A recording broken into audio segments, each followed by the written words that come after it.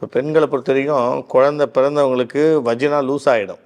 இளைஞர்களே நல்லா புரிஞ்சுங்க. பெண்களை பொறுத்த வரைக்கும் ஒரு குழந்தை டெலிவரி ஆச்சு அப்படின்னா, நார்மல் டெலிவரி ஆச்சு அப்படின்னா, கண்டிப்பாக அவங்களுக்கு வஜினா வந்து ஓரளவுக்கு லூசிங் இருக்கும்.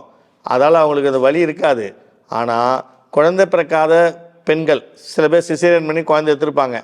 பெண்ணூர் வழியாக வந்து குழந்தை வந்திருக்காது. அப்படிங்கிறவங்களாம் வஜினாவுடைய வாய் வந்து ரொம்ப சின்னதாக இருக்கும். ஒரு உறுப்பு கூட உள்ளே போகிற அளவுக்குலாம் இல்லாத பெண்களாக இருக்காங்க.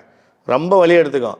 ஆண்கள் பாருங்கள், நீங்கள் உறுப்பு செக்ஸ் பண்ணும்போது பார்த்தீங்கன்னா உங்களுக்கு கிழிஞ்சிச்சு, தோல் ஸ்கின்னு கிழிஞ்சிச்சு, ரத்தம் வந்துச்சுலாம் சொல்லுவாங்க. அது மாதிரி இருக்கும்போது எரிச்சலோடு நீங்களும் செய்வீங்க, அவங்களுக்கும் வலியோடு செய்வீங்க. அது மாதிரிலாம் இருக்கக்கூடாது. பெண்கள் இஷ்டப்பட்டுட்டாங்க அப்படின்னா அவங்களுக்கு அந்த லூப்ரிகேஷன் வரும். அந்த திரவத்தின் மூலமாக நீங்கள் செக்ஸ் பண்ணும்போது அவங்களும் சந்தோஷமாக இருப்பாங்க, நீங்களும் சந்தோஷமாக இருங்க. இதெல்லாம் நிறைய பெண்களுக்கும் தெரியவில்லை, ஆண்களுக்கும் தெரியவில்லை. அதால் நாங்கள் வந்து இது இப்போ விளக்கமாக சொல்லியிருக்கேன். அதால் எப்போ உங்கள் மனைவி இஷ்டப்படுறாங்களோ அப்போ நீங்கள் சந்தோஷமாக இருங்க. இந்த ட்ரிங்க்ஸ் யூஸ் பண்ணுறது, போதை மருந்துகள்லாம் சாப்பிட்றது, அதுக்கப்புறம் போய் நீங்கள் செக்ஸ் பண்ணால் ரொம்ப நேரம் செய்யலான்ற எண்ணத்தில் போய் அவங்கள கட்டாயப்படுத்துவது, இதெல்லாம் தயவுசெய்து விட்டுருங்க. அவங்களும் உங்களை விரும்பணும், நீங்களும் அவங்கள விரும்பணும். அப்போ நீங்கள் செக்ஸ் பண்ணி பாருங்கள், உங்கள் செக்ஸ் லைஃப்பு நல்லாயிருக்கும்.